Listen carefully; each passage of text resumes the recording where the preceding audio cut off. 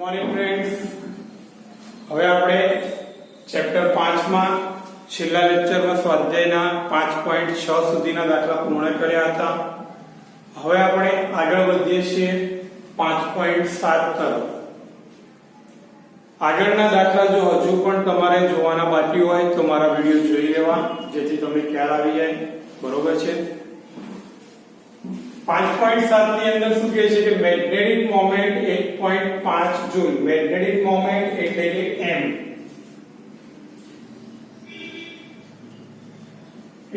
m બરાબર 1.5 joule tesla inverse ધરાવતો એક દ્રવ્ય ચુંબક નિયમિત ચુંબકીય ક્ષેત્ર B સાથે એટલે 0.22 ટેસ્લા સાથે એક રેખાસ્થ રાખેલો છે. એક રેખાસ્થ હશે એટલે પ્રારંભમાં θ1 બરાબર કેટલો 0. એક રેખાસ્થ મતલબ કે મેગ્નેટિક મોમેન્ટ અને ચુંબકીય ક્ષેત્ર બંને એક જ દિશામાં છે. એક જ દિશામાં હોય પણ θ1 શું થઈ જશે 0 થશે. હવે મારે શોધવાનું તેમાં કહ્યું છે પહેલું એ કે બાહ્ય ટોર્ક દ્વારા કેટલું કાર્ય કરવું પડે જેથી મેગ્નેટિક મોમેન્ટ એ ક્ષેત્રને લંબ દિશામાં હોય. હવે ક્ષેત્રને લંબ દિશામાં હોય ત્યારે θ2 બરાબર કેટલા લેવામાં આવે 90. કેટલા લેવામાં આવે છે 90. તો પરિણામે કાર્ય W બરાબર આપણી પાસે સૂત્ર છે mb cos θ1 minus cos θ2. તો W બરાબર m કેટલો 1.5 0.22 cos 0 minus cos 90. 1.5 ગુણ્યા 0.22 કરો તો લગભગ 0.33 મળે. cos 0 1 minus 0 તો માટે W કેટલા આવી ગયા 0.33 જૂલ. આ મૂલ્ય ક્યારે મળે જાય ક્ષેત્રની લંબ દિશામાં ગોઠવવામાં આવે ત્યારે કરવું પડતું કાર્ય. હવે મારે બીજું શોધવાનું છે ક્ષેત્રની દિશાથી વિરુદ્ધ ગોઠવણી. એટલે કે ક્ષેત્રની દિશાથી વિરુદ્ધ ગોઠવણી હોય તો θ2 બરાબર કેટલા લેવાના 180. તો W બરાબર mb બ્રેકેટમાં cos θ1 minus cos θ2. θ1 તો છે જ અને આ θ2 હવે લઈશું. તો W બરાબર 1.5 ગુણ્યા 0.22 cos 0 minus cos 180. cos 0 ની કિંમત તમે દરેક જણ જાણો છો તે પ્રમાણે કેટલી થઈ જાય 1. અને cos 180 ની કિંમત તો એ પણ તમે જાણો છો -1. આ બંનેના ગુણાકાર તો 0.33 1 minus -1 minus minus plus 1 plus 1 2 તો 0.33 ગુણ્યા 2 એટલે કેટલા આવશે 0.66 જૂલ. આ મને કાર્ય મળી ગયું. ઓકે, પહેલી પરિસ્થિતિ. હવે બીજામાં શું કહ્યું છે કિસ્સા 1 અને 2 માં ચુંબક પર લાગતું ટોર્ક કેટલું હશે એટલે ટાઉ શોધવાનું છે. અને ટાઉ બરાબર સૂત્ર તમે દરેક જણ જાણો છો તે પ્રમાણે શું થશે mb sin θ. ટાઉ બરાબર શું થશે mb sin θ. તો હવે બીજાની અંદર આપણે જોઈએ પહેલું ક્ષેત્રને લંબ દિશા માટે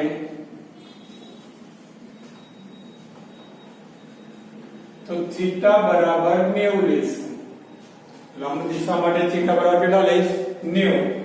તો ટાઉ બરાબર સૂત્ર હતું mb sin θ. હતું કે નહીં? ઓકે, ચલો m અને b ની કિંમત આપી છે. sin θ કેટલો લઈશું 90. કાય કારણ કે લંબ રૂપે ગોઠવવાનું છે. કઈ રીતે ગોઠવવાનું છે તેને લંબ રૂપે. ચલો m ની કિંમત મૂકો અહીંયા 1.5, b ની કિંમત 0.22,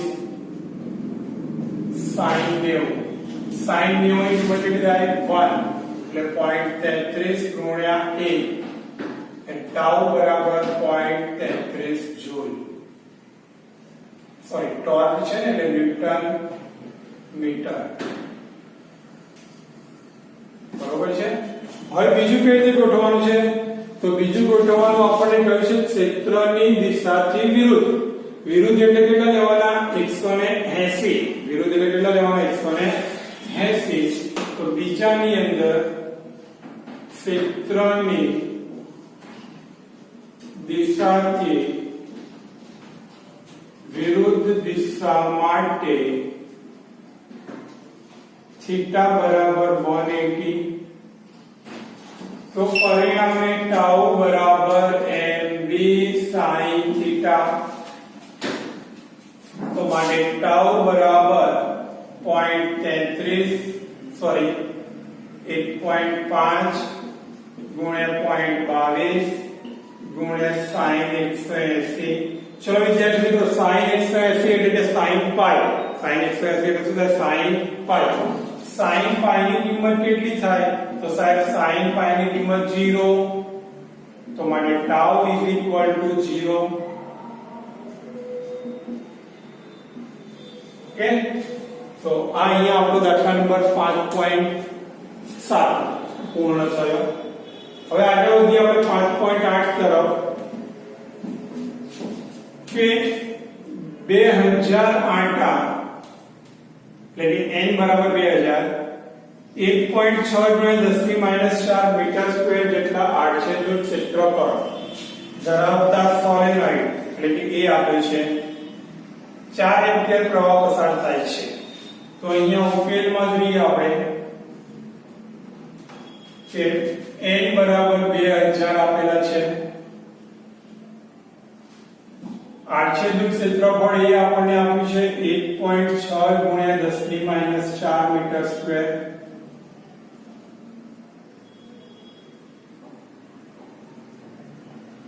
અને પ્રવાહ I આપેલું છે આપણને 4 એમ્પિયર. અને તેને કેન્દ્રમાંથી એવી રીતે લટકાવ્યો છે કે જેથી તે સામેથી સમતલમાં ભ્રમણ કરી શકે. તો પહેલું સોલેનોઇડ સાથે સંકળાયેલી મેગ્નેટિક મોમેન્ટ શોધો. તો સોલેનોઇડ સાથે સંકળાયેલી મેગ્નેટિક મોમેન્ટ ms બરાબર સૂત્ર તમે જાણો છો NIA. આવું સૂત્ર આપણે શીખી ગયા છીએ. તો ms બરાબર 2000 એટલે 2 × 10⁻³ કહેવાશે. I 4 A 1.6 × 10⁻⁴. ms બરાબર ચલો 4 2 8 4 2 8 ગુણ્યા 1.6 એટલે 16 * 144. 16 * કેટલા થાય? સોરી 16 * કેટલા થશે? 128.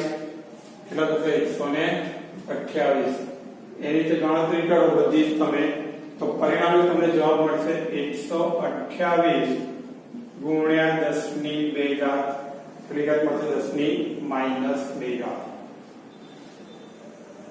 તો ચલો 128 માં આગળ આવી જાઓ. તો માટે ms બરાબર કેટલા આવી ગયા? 1.28 એમ્પિયર મીટર સ્ક્વેર. સો છે જવાબ ampere metre square magnetic moment. હવે મારે બીજું શોધવાનું કહ્યું છે. એની અંદર તમને જો સોલેનોઇડ ની અક્ષ સાથે 30 ડિગ્રીનો કોણ બનાવતી દિશામાં અક્ષ સાથે થીટા બરાબર કેટલો 30 ડિગ્રી કોણ બનાવતી દિશામાં 7.5 × 10⁻² ટેસ્લા જેટલું નિયમિત ચુંબકીય ક્ષેત્ર ઉત્પન્ન કરવામાં આવે તો સોલેનોઇડ પર લાગતા બળ અને ટોર્કનું મૂલ્ય શોધો. શું શોધવાનું છે? બળ અને ટોર્કનું મૂલ્ય શોધવાનું છે. તો પહેલા આકૃતિ જુઓ તમે હું શું કહેવા માંગુ છું કે આ નિયમિત ચુંબકીય ક્ષેત્ર છે.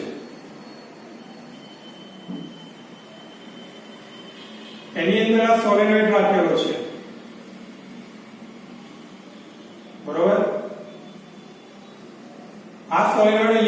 30 ડિગ્રી રચે છે. કેટલા ડિગ્રી રચે છે? 30. તો અહીંયા લાગતું બળ આ દિશામાં Fn, અહીંયા લાગતું બળ આ દિશામાં Fs. બંને બળો પરસ્પર કેવી દિશામાં છે? વિરુદ્ધ દિશામાં. તો બંને બળો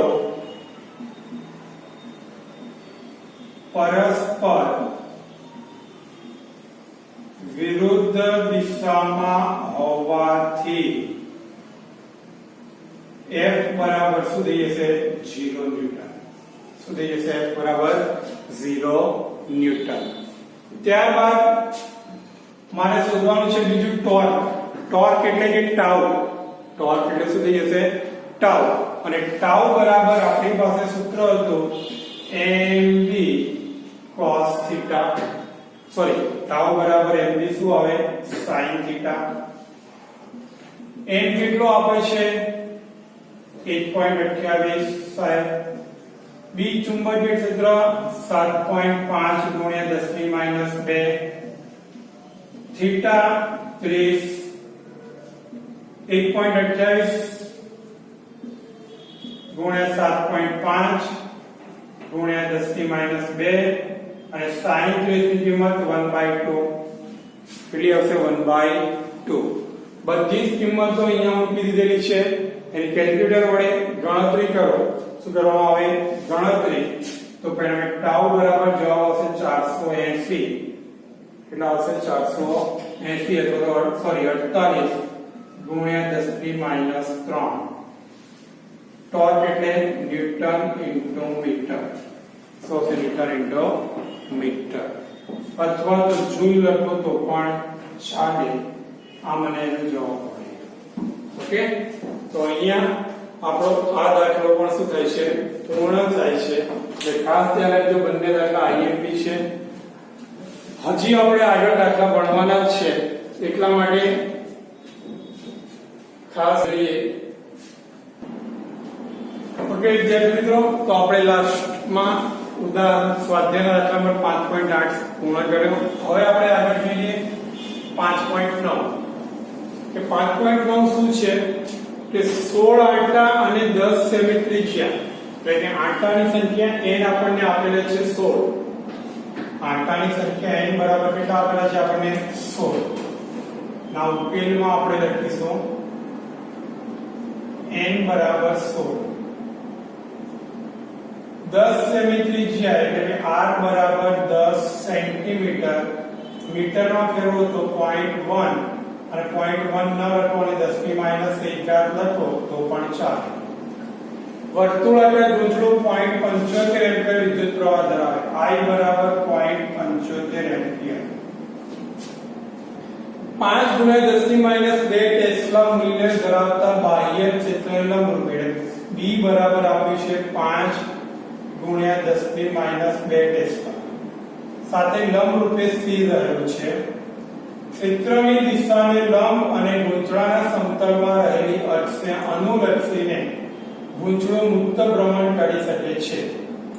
જ્યારે ગૂંચળાને થોડું ઘુમાવીને છોડી દેવામાં આવે ત્યારે તે તેની સ્થિર સંતુલિત સ્થિતિની આસપાસ 2 સેકન્ડ ઇન્વર્સ આવૃત્તિથી દોલન કરે. એટલે કે આવૃત્તિ f આપેલી છે 2 સેકન્ડ ઇન્વર્સ.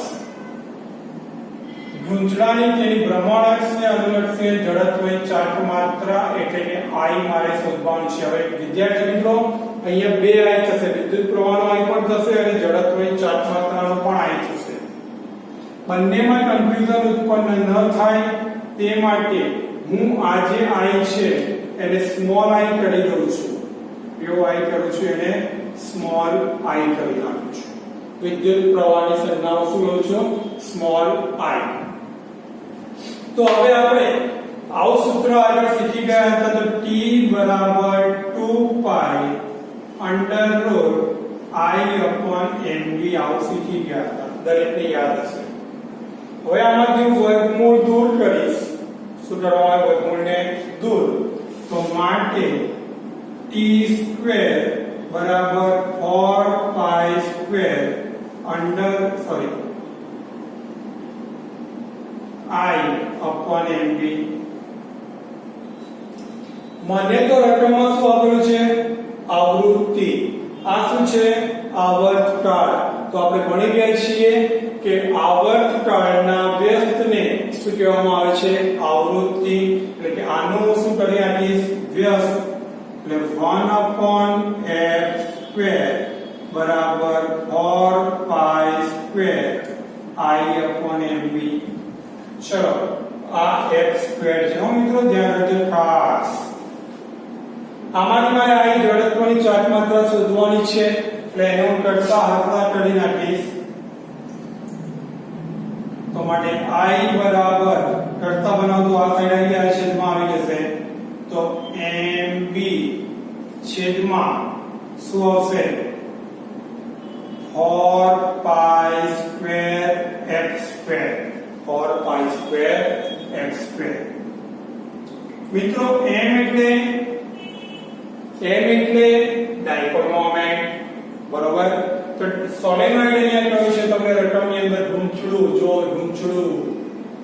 ગૂંચળું એટલે સોલેનોઇડ તો સોલેનોઇડ માટે ડાયપોલ મોમેન્ટ નું સૂત્ર હતું NIA * B છેદમાં 4π² f² મિત્રો a એટલે ક્ષેત્રફળ તો પરિણામે ક્ષેત્રફળ બરાબર લખી શકાય πr² ભાગ્યા 4π² f² 1 પાઈ ગયો વધ્યું તે આપણે લખી નાખીએ તો I બરાબર NIr²B છેદમાં 4π f². ખ્યાલ આવી ગયો? આટલું આપણને મળી ગયું. હવે અહીંયા બધી કિંમતો તમને આપેલી છે તે મૂકી દો.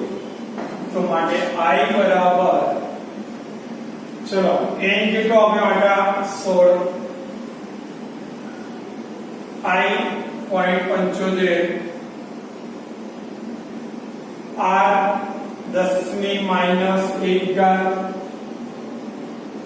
એનો સ્ક્વેર B 5×10⁻2 છેદમાં હોલ 3.14 અને f આવૃત્તિ 2/2 બરોબર. આ બધી જ ગણતરી તમે કરશો તો પરિણામે તમને જવાબ મળશે કે I બરાબર આ તો 2 × 2 2 ને 2 4 10⁻4 ઘાત તો થઈ ગઈ ડાયરેક્ટ. બાકી બધી ગણતરી કરશો તો તેને આધારે તમને જવાબ મળશે 1.194 × 10⁻4. તો માટે I બરાબર આવી ગયું 1.2 × 10⁻4 kg મીટર સ્ક્વેર. આ મને મળી ગયું જડત્વની ચાર્જ માત્રા. શું મળી ગયું વિદ્યાર્થી મિત્રો? જડત્વની ચાર્જ માત્રા. હવે આપણે આગળ વધીએ તો સ્વાધ્યાયમાં 5.10 કે મેગ્નેટિક મેરિડિયનને સમાંતર ઉર્ધ્વ સમતલમાં મુક્ત ભ્રમણ કરી શકે તેવી એક ચુંબકીય સોયની અણી સમસ્થિતિ સાથે 22 ડિગ્રી કોણ બનાવતી દિશામાં છે. કેટલા ડિગ્રી કોણ બનાવે છે? 22. મતલબ કે અહીંયા ખૂણો થીટા 22 ડિગ્રી છે. આ સ્થળે પૃથ્વીના ચુંબકીય ક્ષેત્રો સમસ્થિતિજ ઘટક એટલે BH 0.35 G.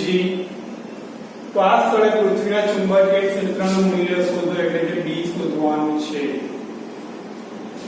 તમે દરેક જણ જાણો છો આપણી પાસે આવું સૂત્ર હતું BH બરાબર B cos phi. તો માટે આના પરથી B બરાબર BH upon cos phi. તો માટે B બરાબર BH કેટલો છે? 0.35 cos 22. તો B બરાબર 0.35 cos 22 ની કિંમત 0.9272 થશે. લોગેરિધમ કોષ્ટકની અંદર નેમ જોઈ લેવાનું. તો પરિણામે B બરાબર મળશે 0.38 G cos. અહીંયા મેં cos ને ટેસ્લામાં કન્વર્ટ કર્યા નથી માટે તેના તે જ જવાબ અહીંયા રહેશે. હવે આગળ આપણે વિદ્યાર્થી મિત્રો જોઈએ કે આફ્રિકામાં કોઈ સ્થળે ચુંબકીય કંપાસ એટલે કે સોય ચુંબકીય સોય ભૌગોલિક ઉત્તરથી 12 ડિગ્રી પશ્ચિમ તરફ દર્શાવે છે. કઈ તરફ? ભૌગોલિક ઉત્તરથી પશ્ચિમ તરફ. તો હવે તમારે અહીંયા એનો ઉકેલ મેળવવો પડે મિત્રો. જો ધારો કે આપણા બધાની છે પૃથ્વીનો, સો પૃથ્વી, આ આપણા બધાની પૃથ્વી, આ ઉત્તર, દક્ષિણ, પશ્ચિમ, પૂર્વ. શું કહ્યું છે? ઉત્તરથી 12 ડિગ્રી પશ્ચિમ તરફ. એટલે આ રીતે થયો. અહીંયા જે ખૂણો રચાય છે તે કેટલો બને છે? 12 ડિગ્રી પશ્ચિમ તરફ. નમન વર્તુળની ચુંબકીય સોયના ઉત્તર ધ્રુવની અણીને મેગ્નેટિક મેડિયનના સમતલમાં રાખતા તે સમદ્વિ સાથે ઉત્તર તરફ 60 નો કોણ રચે છે. થીટા બરાબર 60 ડિગ્રી. પૃથ્વીના ક્ષેત્ર સમસ્થિતિ ઘટક BH 0.16 g. તો આ સ્થળે ક્ષેત્રની દિશા અને મૂલ્ય B શોધવાનું છે મિત્રો. તમે રકમમાં જે આપેલું છે એના પરથી આરામથી ઈઝીલી કહી શકો કે સાહેબ BH બરાબર તો B શોધવું હોય તો સૂત્ર હતું BH બરાબર B cos phi. શું શોધી શકાય? BH બરાબર B cos phi. બરાબર. હવે તમને એમને સાહેબ 12 ડિગ્રી, તો 12 ડિગ્રી એ તો નમન કોણ છે. આપણે ખ્યાલ હતો એંગલ ઓફ ડીપનેસ શીખ્યા હતા ને, તે છે. તો અહીંયા મારે phi કેટલો લેવાનો? 60. તો B બરાબર શું થઈ જશે? BH upon cos phi. તો આ વિદ્યાર્થી મિત્રો તમારે અહીંયાથી આગળ જાતે ગણવાનું છે અને એ ગણ્યા પછી મને કમેન્ટ બોક્સની અંદર કમેન્ટ આપવાની છે કેટલો આન્સર આવે છે. અને જો આન્સર ન આવે તો પછી મને WhatsApp કરી શકો છો મારા નંબર પર. ઓકે. ત્યારબાદ નેક્સ્ટ 5.12 એક નાના જગ્યા ચુંબકની magnetic moment 0.48 joule tesla inverse છે. કેટલી છે ઉકેલમાં? m બરાબર 0.48 જૂલ ટેસ્લા ઇન્વર્સ. ચુંબકના કેન્દ્રથી 10 સેન્ટીમીટર અંતર, r બરાબર 10 સેન્ટીમીટર 0.1 મીટર. અક્ષ પર અને વિષુવરેખા પર ઉત્પન્ન થયેલ ચુંબકીય ક્ષેત્ર મૂલ્ય. હવે યાદ કરો વિદ્યાર્થી મિત્રો, આગળ આપણે ભણી ગયા છીએ. ઉદાહરણ નંબર 5.4 યાદ કરો, જેની અંદર આપણે અક્ષ પર, કઈ જગ્યાએ? અક્ષ પર અને વિષુવરેખા પર ચુંબકીય ક્ષેત્ર માટે સૂત્ર શીખી ગયા હતા. અને એ સૂત્રનો આ દાખલામાં ઉપયોગ કરવાનો છે. પણ આ દાખલો જે છે એ પણ તમારે તમારી જાતે ગણવાનો છે અને ગણ્યા પછી મને કમેન્ટમાં એનો જવાબ આપવાનો છે કે સાહેબ આટલો જવાબ આવે છે. ઓકે. તો આ બંને દાખલા એટલે તમારે ગણીને તમે કમેન્ટ મારી શકો છો અથવા તો તમે WhatsApp પણ કરી શકો છો. હવે વિદ્યાર્થી મિત્રો આપણે આગળ સ્વાધ્યાયના દાખલા નંબર 5.13 તરફ આગળ વધીએ, જેની અંદર સમશીલી સમતલમાં મૂકેલા એક નાના જગ્યા ચુંબકની અક્ષ ચુંબકીય ઉત્તર દક્ષિણ દિશા સાથે એક રેખાસ્થ થાય છે. કઈ દિશા સાથે? ચુંબકીય ઉત્તર દક્ષિણ દિશા સાથે એક રેખાસ્થ છે. ચુંબકની અક્ષ પર તેના કેન્દ્રથી 14 સેન્ટીમીટર અંતરે, કેટલા અંતરે? 14 સેન્ટીમીટર અંતરે તટસ્થ બિંદુ મળે. હવે તમારા મગજમાં એક પ્રશ્ન ઉદ્ભવે છે, તટસ્થ બિંદુ એટલે શું? તો પહેલા તમને તટસ્થ બિંદુ સમજાવી દઉં એટલે તમને ખ્યાલ આવે કે ધારી લો કે આપણું પૃથ્વીનું ચુંબકીય ક્ષેત્ર એ તો તમે જાણો છો ઉત્તર દક્ષિણ દિશામાં છે. કઈ દિશામાં છે? ઉત્તર દક્ષિણ દિશામાં. હવે અહીંયા કોઈ ગજિયા ચુંબકને મૂકવામાં આવે છે, કોને મૂકવામાં આવે છે? કોઈ ગજિયા ચુંબકને મૂકવામાં આવે. આ એનો ઉત્તર ધ્રુવ છે અને આ દક્ષિણ ધ્રુવ. તો તટસ્થ બિંદુ એટલે શું? તો જે બિંદુ પાસે પૃથ્વીનું ચુંબકીય ક્ષેત્રનો સમસ્થિતિજ ઘટક અને ગજિયા ચુંબકના ચુંબકીય ક્ષેત્રની દિશાઓ સમાન બને. કેવી બને છે? સમાન બને છે. તે બિંદુને આપણે શું કહેવામાં આવે છે? તટસ્થ બિંદુ કહે છે. ફરીથી તટસ્થ બિંદુ કોને કહેવામાં આવે? સમજી લેજો. જે બિંદુ પાસે પૃથ્વીના ચુંબકીય ક્ષેત્રનો સમસ્થિતિજ ઘટક અને ગજિયા ચુંબકની ચુંબકીય ક્ષેત્ર રેખાઓ બંને કેવી બને છે? સમાન, એક જ દિશાઓ બને. તે બિંદુને તટસ્થ બિંદુ કહે છે. અહીંયા તમને એવું કહે છે કે અક્ષ પર કેન્દ્રથી 14 સેમી અંતરે આ એની અક્ષ થશે, આ એનું કેન્દ્ર, ત્યાંથી 14 સેન્ટીમીટર અંતરે તટસ્થ બિંદુ મળે છે. બરોબર? તો આ સ્થળે ચુંબકીય ક્ષેત્ર 0.36 છે અને દીઠ કોણ 0. તો કેન્દ્રથી લંબ દ્વિભાજક પર આટલા જ અંતરે, લંબ દ્વિભાજક પર એટલે કે આ રીતે, અને આટલા જ અંતરે એટલે કે ડી અંતરે છે ચુંબકીય ક્ષેત્રનું મૂલ્ય કેટલું હશે એ આપણે શોધવાનું છે. એટલે અહીંયા મારે ચુંબકીય ક્ષેત્રનું મૂલ્ય શોધો. અહીંયા તો ઓલરેડી 0.36 g આપેલું છે આપણને અહીંયા માટે, અહીંયાનું શોધવાનું છે. બરોબર? તો એના માટે આપણે શું કરીશું? ધ્યાન રાખો. તો અહીંયા જે પૃથ્વીનું ચુંબકીય ક્ષેત્ર અને ગજિયા ચુંબકનું બંને કેવું થઈ જાય છે? સમાન. બંને સમાન થઈ જતા હોવાથી, બંને કેવા થઈ જતા હોવાથી? સમાન થઈ જતા હોવાથી અહીંયા લખાશે કે પૃથ્વીનો સમસ્થિતિજ ઘટક અને ગજિયા ચુંબકનું ચુંબકીય ક્ષેત્ર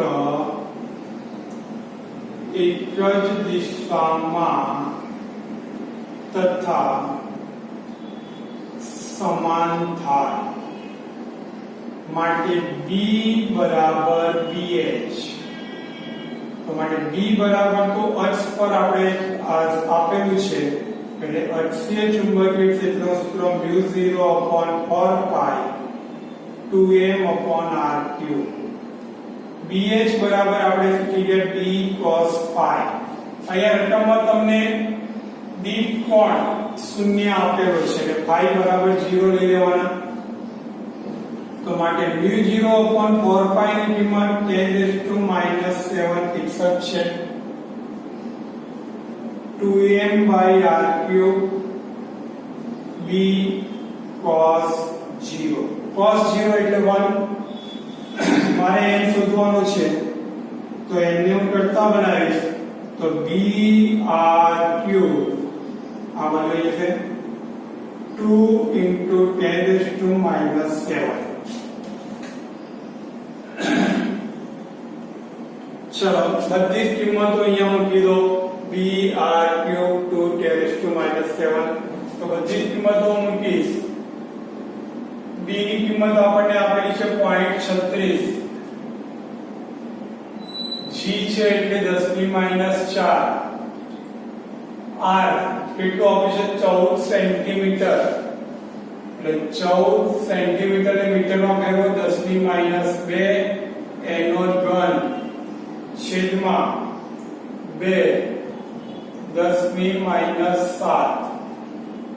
ચલો વિદ્યાર્થી મિત્રો આ બધી ગણતરી કરો.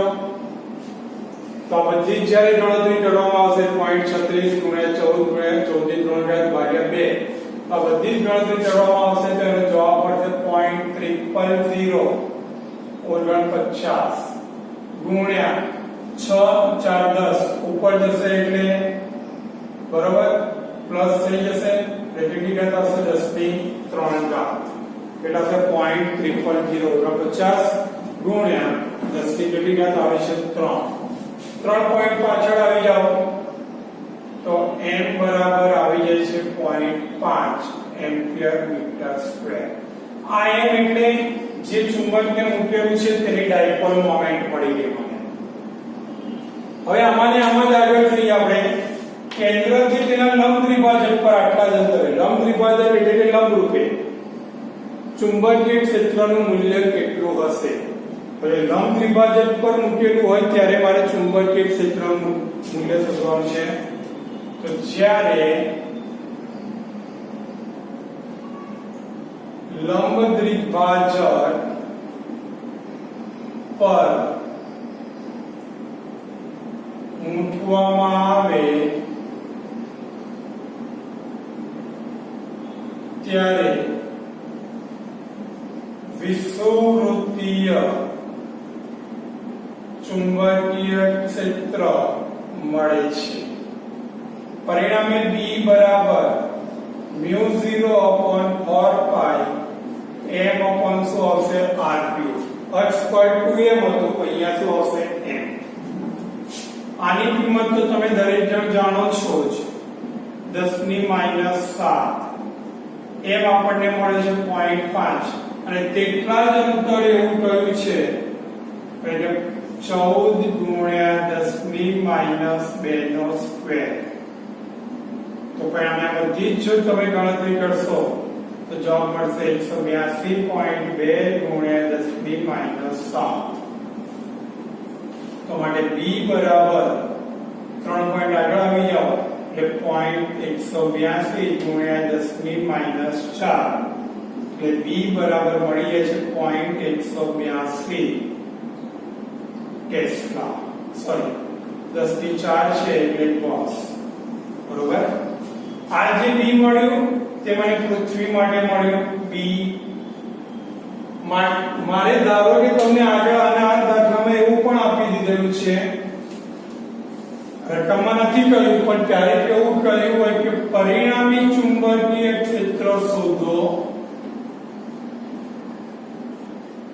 તો B = BH plus BE. BH એટલે સમથિંગ ઘટક 0.36 plus 0.18. 18 તારી 54 એટલે કે પોઈન્ટ કેટલા હશે 54 છે. હવે એમ કે આની દિશા શું હશે? તો આની જે દિશા મળે એ દિશા હંમેશા BH ની દિશામાં હોય છે. BH ની દિશામાં એટલે કે સમસ્થિતિજ ચુંબકીય ક્ષેત્રની દિશામાં જોવા મળે છે. કઈ દિશામાં જોવા મળે છે? સમસ્થિતિજ ચુંબકીય ક્ષેત્રની દિશા. હવે આપણે આગળ વધીએ સ્વાધ્યાયમાં દાખલા નંબર 5.14 તરફ. 5.14 શું કહે છે કે જે જગ્યા ચુંબકને આપણે આગળના સ્વાધ્યાયના 5.13 ના દાખલામાં આ રીતે આપણે ગોઠવેલ હતો, તમને યાદ હોય તો મેં આકૃતિ દોરી ત્યારે જગ્યા ચુંબકને ચુંબકીય ક્ષેત્રમાં આ રીતે ગોઠવ્યો હતો. બરોબર. અહીંયા જગ્યા ચુંબકને રાખેલો હતો NS. બરોબર.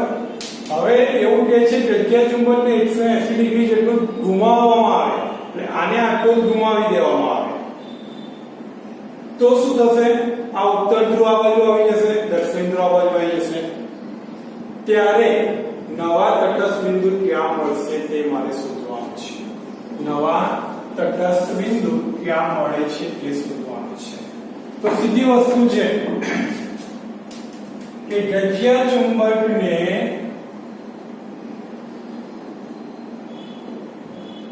,180 ડિગ્રી ભ્રમણ આપતા ઉત્તર ધ્રુવ એ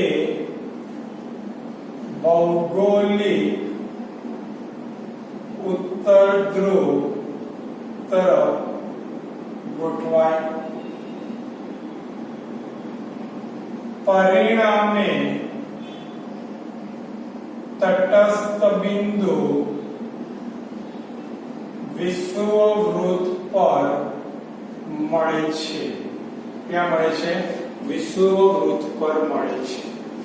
તેથી BE બરાબર શું થઈ જશે? BH બરાબર તો તમે જાણો છો અહીંયા વિષુવવૃત્ત માટે સૂત્ર μ0/4 pi m/r³ બરાબર b cos phi તો શું લેવાનો 0 તો પરિણામે μ0/4 pi ની કિંમત 10⁻⁷ n/r³ બરાબર b કારણ કે 0 લઈ લેવાનો મારે તટસ્થ બિંદુનું અંતર શોધવાનું છે એટલે r ને હું કરતા બનાવી દઈશ તો r³ બરાબર m × 10⁻⁷ b તો માટે r³ બરાબર m ની કિંમત આગળના દાખલા 5.13 માં આપણને મળી હતી 0.5 10⁻⁷ અને b એટલે કે સમછેદી ઘટક 0.36 × 10⁻⁴ 0.36 છે સમછેદી ઘટકનું મૂલ્ય છે જ આટલું બરોબર છે હવે અહીંયા r³ બરાબર 0.5 ભાગ્યા 0.36 કરો 0.5 ભાગ્યા 0.36 તો એનો જવાબ આવશે 1.388 × 10⁻⁻3 હવે મિત્રો આને ઘનમૂળ છે આ ઘન છે આ બાજુ તો શું થશે ઘનમૂળ તો માટે r બરાબર 1.388 10⁻⁷ એની 1/3 તો પરિણામે r બરાબર આનું ઘનમૂળ કાઢી દો તો તમને જવાબ મળશે 0.1116 મીટર એટલે r બરાબર સેન્ટીમીટરમાં ફેરવો 11.16 સેન્ટીમીટર આ આપણને જે મળે છે તે તટસ્થ બિંદુ મળે છે શું મળે છે આપણને તટસ્થ બિંદુ જોવા મળે છે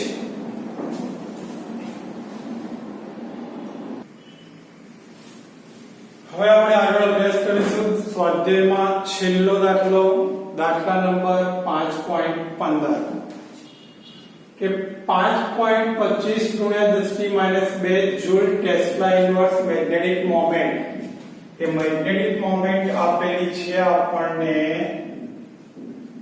m બરાબર 5.25 × 10⁻² જૂલ ટેસ્લા ઇન્વર્સ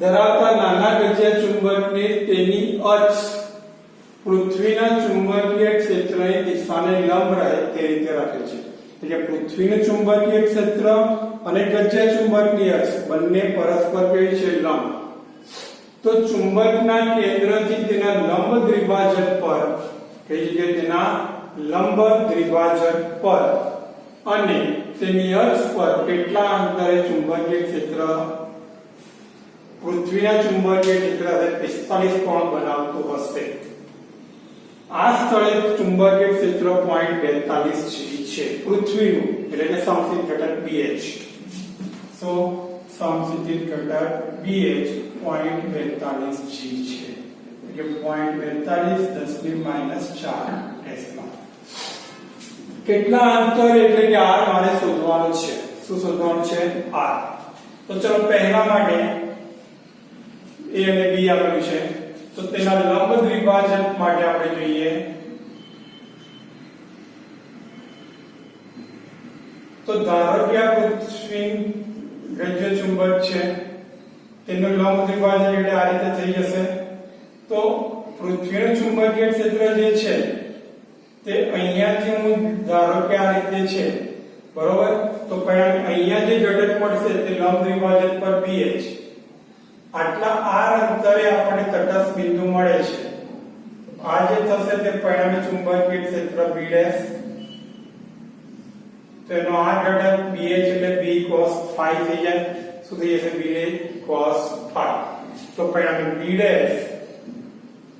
બરાબર BH બંને કેવા થઈ જશે સમાન તો B' વિષુવવૃત્ત પર આવ્યો તો માટે સૂત્ર μ0/4 pi m/r³ બરાબર શું આવશે BH શું આવશે BH મારે આમાંથી શોધવાનું છે શું r. તો આની કિંમત તો તમે દરેક જણ જાણો છો 10⁻⁷.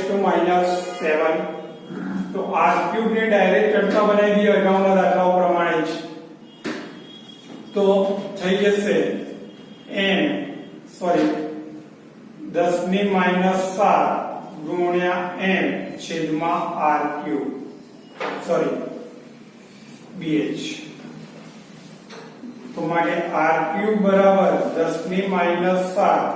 ચલો m ની કિંમત 5.25 ગુણ્યા 10⁻². bh આપે છે 0.42 ગુણ્યા 10⁻⁴. બરોબર.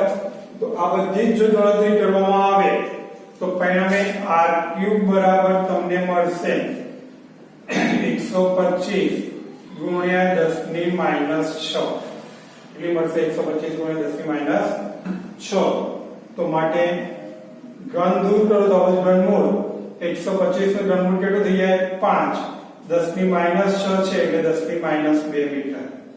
તો માટે આપણે આ લખી શકીએ કે r બરાબર 5 સેન્ટીમીટર. કેટલા અંતરે મળશે? r બરાબર 5 સેન્ટીમીટર. પણ ક્યાં? લંબ દ્વિભાજક પર. હવે મારે એની અંદર બીજું શોધવાનું કહ્યું છે બી સેક્શન ની અંદર તેની અક્ષ પર. તો આપણે આ બીજો ચુંબક લઈએ છીએ. આ જે થશે તે તેની અક્ષ થશે. ધારો કે અહીંયા તટસ્થ બિંદુ મળે છે. શું મળે છે? અહીંયા તટસ્થ બિંદુ મળે છે. તો પરિણામે આ જે ઘટક મળે એનો BH, આ જે ઘટક થશે પરિણામી ચુંબકીય ક્ષેત્ર, એના વડે અહીંયા રચાતો કોણ કેટલો બનશે? 45. કેટલો કોણ બને છે? 45 નો કોણ જોવા મળે છે. તો પરિણામે અહીંયા 45 નો કોણ રચાતો હોવાથી આ જે થશે તે અક્ષ પર થશે.